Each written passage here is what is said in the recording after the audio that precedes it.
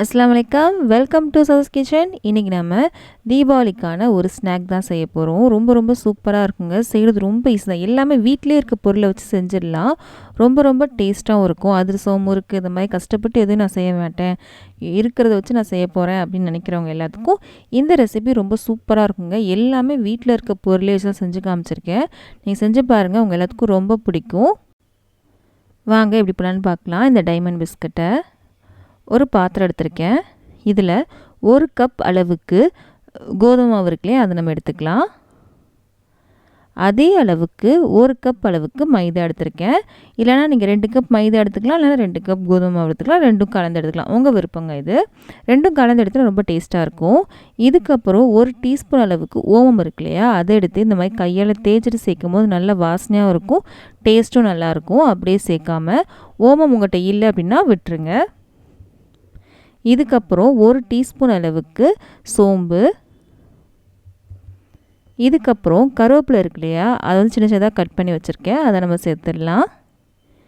இதுக்கப்புறம் நம்ம ஒன்று அரைச்சி சேர்க்க போகிறோம். அதுக்கு ஒரு மிக்ஸி ஜாரில் 3 வத்தல் எடுத்திருக்கேன், அதை இந்த மாதிரி பிச்சு போட்டுடலாம்.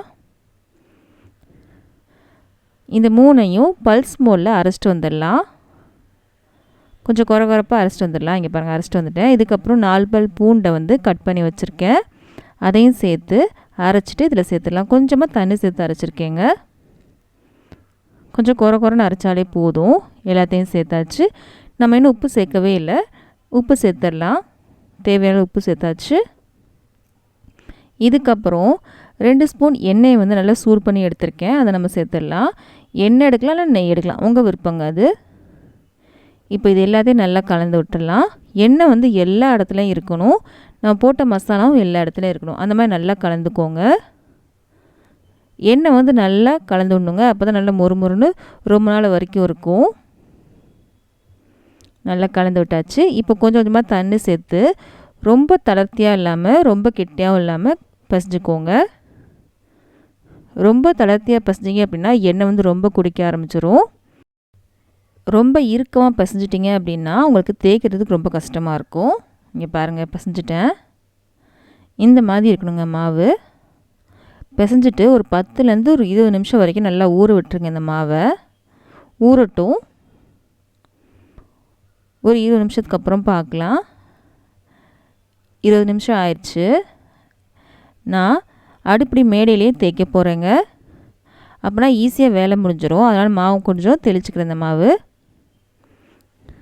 இதுக்கப்புறம் நம்ம செஞ்சு வச்சிருந்தாலும் அதில் பாதி உருண்டை எடுத்துக்கிறேன்.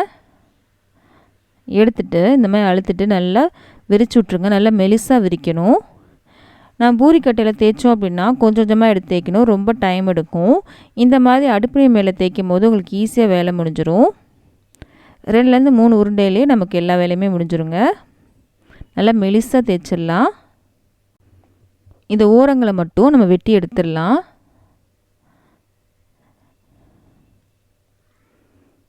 எடுத்தாச்சு. இப்போ இந்த மாதிரி வெட்டிக்கலாம். நான் கத்தி வச்சு தாங்க கட் பண்ணுறேன். உங்கள்கிட்ட பீஸா கட்டர் எது இருந்தாலும் நீங்கள் வந்து கட் பண்ணிக்கலாம். இதுக்கப்புறம் நம்ம டைமண்ட் மாதிரி கட் பண்ணிக்கலாம்.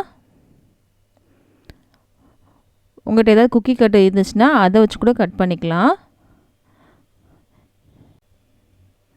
இப்படி பண்ணும்போது நமக்கு வேஸ்ட் நிறையா வராது, ரொம்ப டைமும் எடுக்காது, டக்கு டக்குன்னு வேலை முடிஞ்சிடும். இப்போது பாருங்கள், சூப்பராக வந்திருக்கு, டைமண்ட் ஷேப்பில் வந்திருக்கு. இந்த டைமண்ட் ஷேப் இல்லாமல் இருக்கு இல்லையா, அதெல்லாம் நம்ம எடுத்து திருப்பியும் தேய்ச்சி நம்ம வச்சுக்கலாம். இப்போ எண்ணெயில் போட்டு பொரிக்க ஆரம்பிச்சிடலாம்.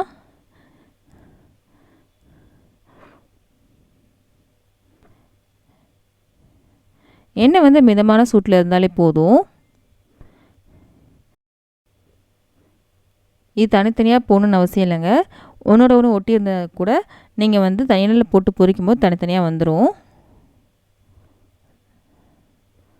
நல்லா பொரியட்டும்.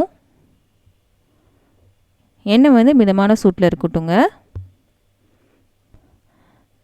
இங்கே பாருங்கள், நுரையெல்லாம் நல்லா அடங்கிருச்சு. எடுத்துடலாம். ரொம்ப ரொம்ப டேஸ்ட்டாக இருக்குங்க. கண்டிப்பாக நீங்கள் செஞ்சு பாருங்கள். ரொம்ப ரொம்ப சுலபமாக செஞ்சிடலாம். எல்லாமே வீட்டில் இருக்க பொருட்கள் தான்.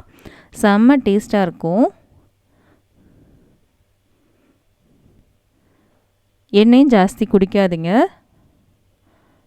பாருங்கள் இவ்வளோ சூப்பராக வந்திருக்குல்ல. தனியாக எடுத்து வச்சிடலாம். இப்படி அடுத்ததையும் நம்ம பொரிச்சிடலாம். இப்படி எல்லாத்தையும் பொரிச்சதுக்கப்புறம் நம்ம பார்க்கலாங்க. இந்த வீடியோ பிடிச்சிருக்கும் நம்புகிறேன். பிடிச்சிருந்துச்சு அப்படின்னா மறக்காம நம்ம சேனலை சப்ஸ்கிரைப் பண்ணிடுங்க. பக்கத்தில் இருக்க பெல் பட்டனையும் கிளிக் பண்ணிடுங்க. அப்போ தான் இனிமேல் போட போகிற எல்லா வீடியோவும் சேரும். இந்த மாதிரி ரெசிபிஸ்லாம் உங்கள் ஃப்ரெண்ட்ஸ்க்கும் ஃபேமிலிஸ்க்கும் பிடிக்கும் அப்படின்னா அவங்களுக்கு இந்த வீடியோ ஷேர் பண்ண மறக்காதீங்க. நம்ம அடுத்த வீடியோ சந்திக்கலாம்.